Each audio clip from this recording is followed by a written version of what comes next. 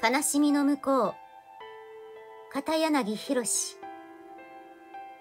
5月3日。命の尊さ。自分の命の尊さに気づけば、自分を大切にできるでしょう。相手の命の尊さに気づけば、相手を助けたいと思うはずです。動植物の命の尊さに気づけば、自然を守りたいと思うに違いありません。命の尊さに気づく。すべてはそこから始まるのです。